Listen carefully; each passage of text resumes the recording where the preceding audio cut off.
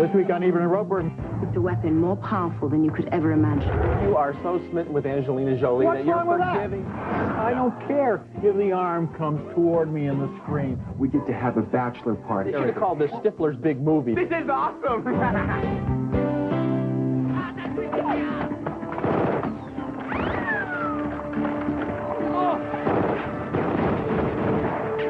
Angelina Jolie fights death in the cradle of life in the new Lara Croft adventure. It's one of 6 new movies this week, including another look at Seabiscuit.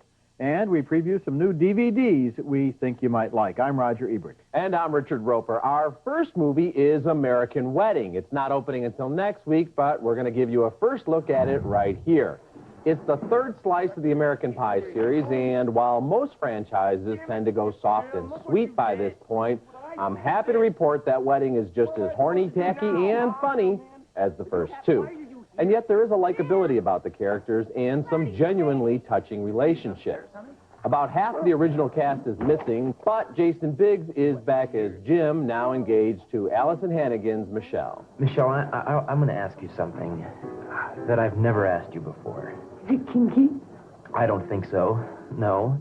You don't have to be embarrassed if you want to add more spiciness to our relationship. Like Bad Boys 2, American Wedding bases a lot of its humor on gay jokes, but the difference is the film itself isn't homophobic. It has fun at the expense of Stifler, who's mortified to be in a gay bar and yet has to prove he could be attractive to the same sex if he really wanted to. One of my favorite things about the American Pie movies is the friendship between Jim and his dad, played by SCTV great Eugene Levy.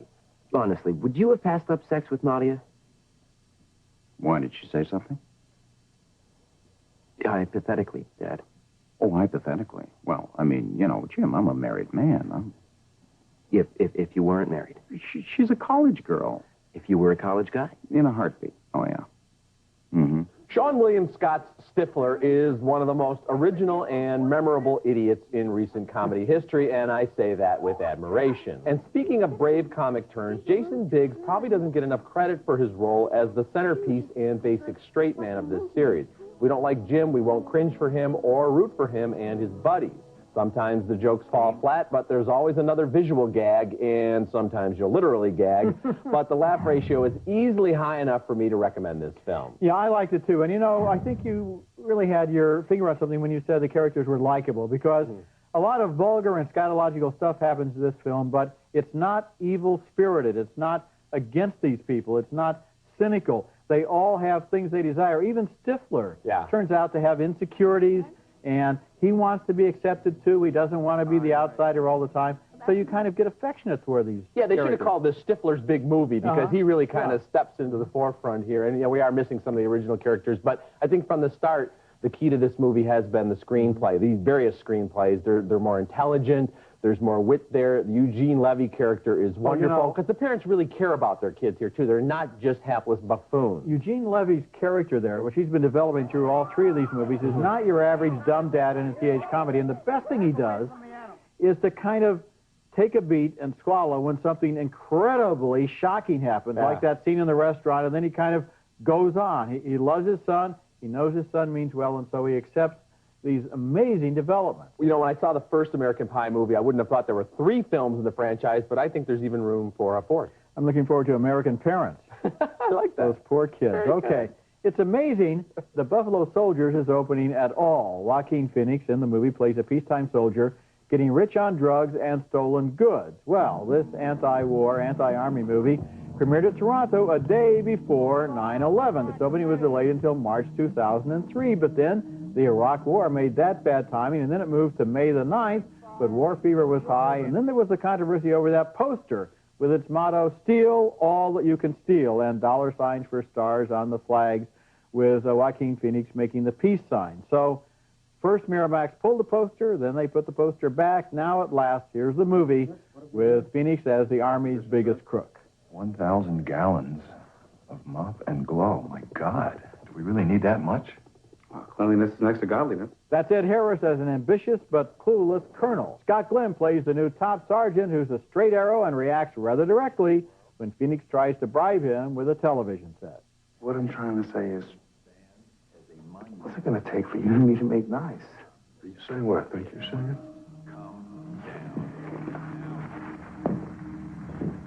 The world has waited.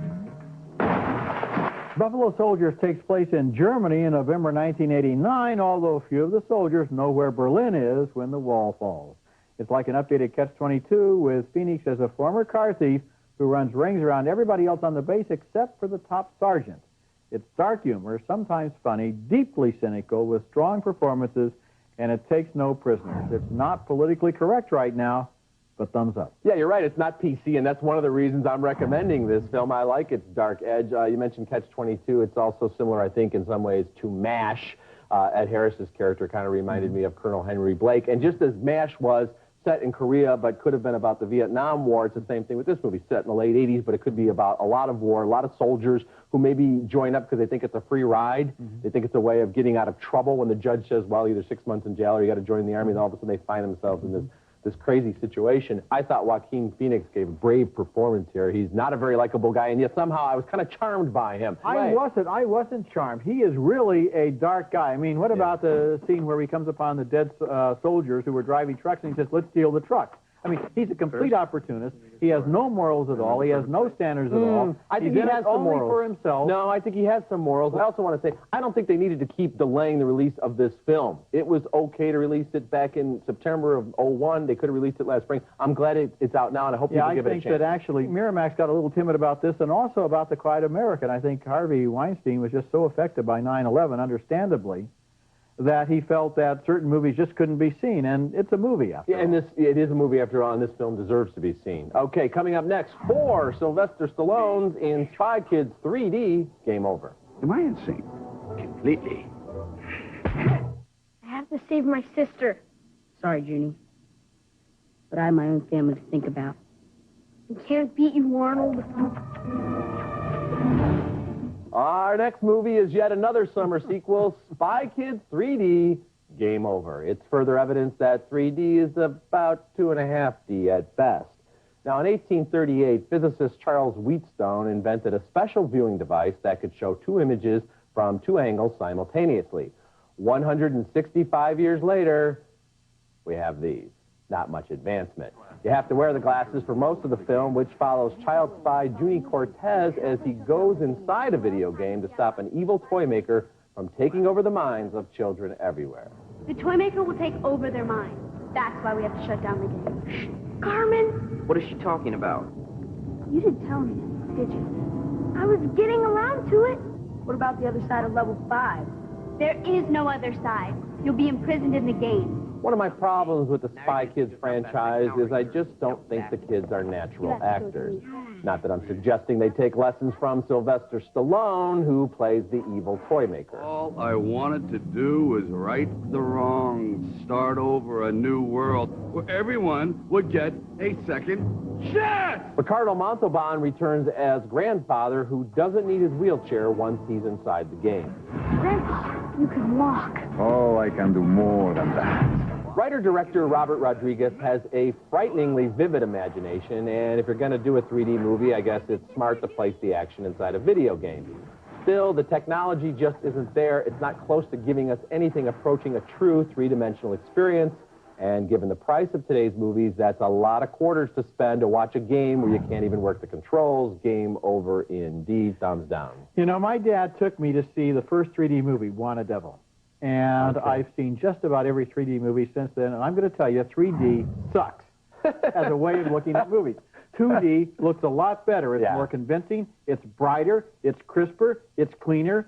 3D, even the very best systems I've seen, kind of washes out things and makes them murky and doesn't add anything, because I don't care if the arm comes toward me in the screen. I'm really not really moved by that. Yeah. And so as I looked at this movie, I was irritated by the process and also disappointed, as you mentioned, by the story, which really doesn't amount to much. So it's not really a movie, it's a video game that doesn't work.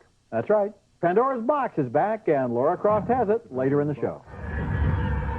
And coming up next, what we love about Seabiscuit.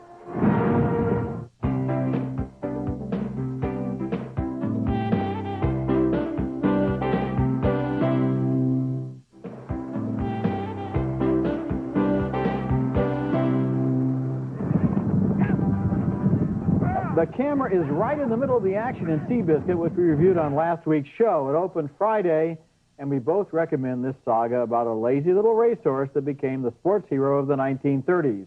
Tobey Maguire plays the jockey who understands the horse, and Chris Cooper is wonderful as the trainer who believes Seabiscuit can come back after an injury. How far do you want me to take him? Charlie, stop. Okay. That seems like a pretty good ride. Hope so. It's surprising how worked up I got during this movie about races that, after all, were run 65 years ago. You identify so strongly with the horse that you understand why millions of Americans loved him. Instead of sports cliches, the movie is very particular about the humans around Seabiscuit and why their personalities make it possible for the horse to win and for the horse to know that it can win. You know, it's amazing. There are so many great stories to be told in the world of horse racing on the backstretch, and the jockeys and the trainers and the owners. And I was thinking about talking to people about horse racing movies, and I liked Let It Ride with Richard Dreyfuss, and there have been some other good films over the years, but I don't think there's really been a great movie about thoroughbred racing until now. Except for National Velvet. National Velvet, okay, and Far Lap is a very good film Yes, as well, that's a good but film very too, few, yeah. and this is, I think, the best I've ever seen. Yes, it is. Okay, next is Hotel, the truly terrible avant-garde experiment from Mike Figgis, and probably the only movie that's ever going to feature Salma Hayek, Burt Reynolds, Lucy Liu from Charlie's Angels, and David Schwimmer from Friends. Here, Reese Iffens, the roommate from Notting Hill, is an abrasive director shooting a dogma film of the Duchess of Malfi. Right. I want all the actors, every single last one Jack of you. I want you in that rehearsal now, rehearsing the shagging scene for tomorrow. Hayek's documentary filmmaker is supposed to be obnoxious, but her performance makes you feel like one of those dogs that are in pain when they hear high-pitched whistles. So we're going to follow some of your dogma rules. For example, no good lighting on your actors. I'll have the good lighting on me, but... Figgis often divides the screen into quadrants, exploding the plot in favor of visual art.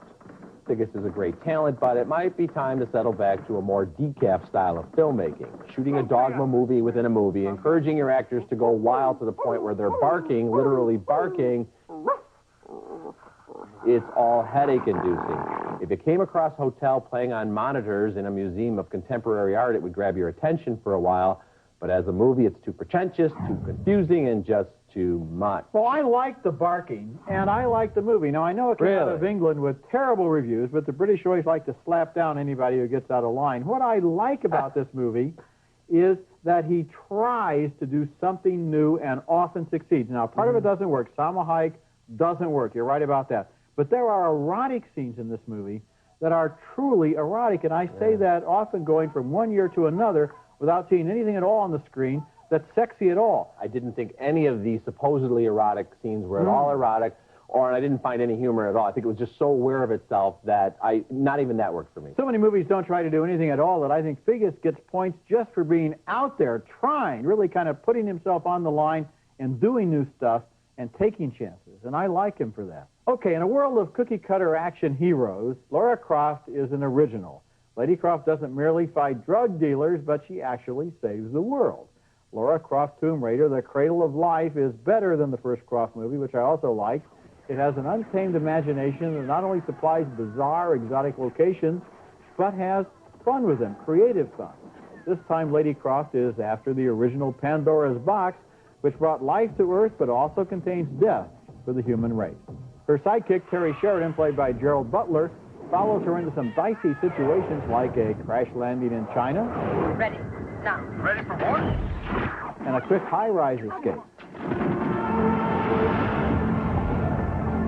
But she's no pushover in the romance department. I'm not leaving because I couldn't kill you. I'm leaving because I could. I think Angelina Jolie brings great spirit and energy to the role. She's not upstaged by the special effects, but she inhabits them easily. The movie looks good and has a lot of wit and doesn't just fill the screen with mindless violence, but has the kind of storytelling imagination we remember from the Indiana Jones movies. And I had to grin when she dismisses the Sunday school version of Pandora's Box. I'm wondering, what Sunday school does she go to? Well, I don't know, but I'd rather go to Sunday school than sit through this again. Oh, come on. I think you are so smitten with Angelina Jolie What's that you're wrong with that? forgiving. Well, What's wrong with that? That's fine. Well, first of all, her British accent slips in and out. That's one thing wrong with that. Well, I mean, and you talk about this story having imagination. Oh, we have another madman who wants to take over the world or destroy half the world so he can rule the other half of the world. This guy's secret lab is in the middle of a mall, a shopping mall in China. I mean, that's kind of interesting. No, that's silly. It's ridiculous. And this is another one of those movies where the police never show up, even when there's shootouts everywhere. Oh, but you do not bring logic to a movie like this. Logic has no place in a movie logic. like It's just silly and the stuff we've seen before. If it's going to be played for camp, maybe. But if we're supposed to take this as some sort of fun, adventure-filled romp, it just doesn't. I don't think it has the spirit and the humor that you're giving it credit for. I'm there for this movie all the way. I like the first one. I like this one better. I'm telling you, it's got it. It's got something. Silly, it's cheesy, fun. Silly, cheesy, and tacky. Not Okay. silly, not cheesy, not tacky. All three of those. Coming up next, our favorite new titles on home video, including a fresh look at a classic. Visit our website at ebertandroper.tv or at movies.com. Ebert and Roper's Thumbs Up Video is brought to you by Nestle Raisinets. At the movies or at home, Raisinets. From Too Fast, Too Furious to Charlie's Angels Full Throttle to Bad Boys 2, most of this summer's action sequels have been big, loud duds. But last spring, one franchise got it right. Jackie Chan and Owen Wilson returned in Shanghai Nights, and it's my thumbs up video this week. Chan is out to avenge his father's death, and Wilson is falling in love with Chan's sister, but the London-based adventure is just a loose foundation for the intricately choreographed fight scenes as when Chan pays tribute to Gene Kelly. The DVD extras include a bounty of deleted scenes and a fight montage acknowledging that Shanghai Nights is a direct descendant of the silent era. Shanghai Nights is a light, funny, adventure-filled romp. Jackie Chan's comeback after that tuxedo picture. Oh, man. Nicolas Cage was a charismatic actor right from the start. He had his first starring role in 1983 in Valley Girl. He was only 17, playing a showboat who lives in Hollywood and falls in love with a Valley girl whose girlfriends think he is like totally grody and she should stick with her boring jock boyfriend. Like, I don't think you'd be any more welcome down there right now. I mean, let's leave the party. I'm so sure. The movie is new on DVD with lots of extras, including a commentary track by director Martha Coolidge and a conversation about the film between Cage and Coolidge. I didn't really have a method, so I was trying to search inside myself. Valley Girl has the honesty of a teenage movie like Say Anything, and Nicolas Cage creates an unforgettable character, part lounge lizard, part Elvis, part just an insecure kid.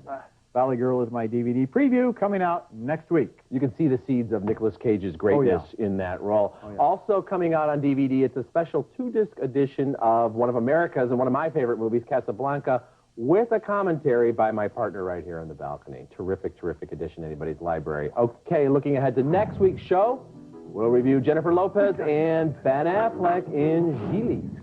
Hello. And coming up next, Bob Dylan got a standing ovation before his movie premiered at Sundance this year, but he didn't get one afterwards.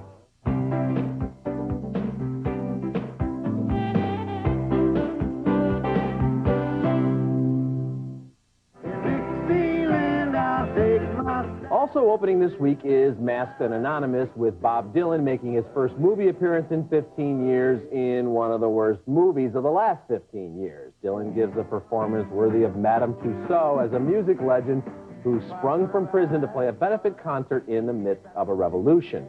Overacting all around him are such great talents as Jeff Bridges, John Goodman, Penelope Cruz, and Luke Wilson. You ever read For Whom the Bell Tolls? Hemingway? There's a guy that could write.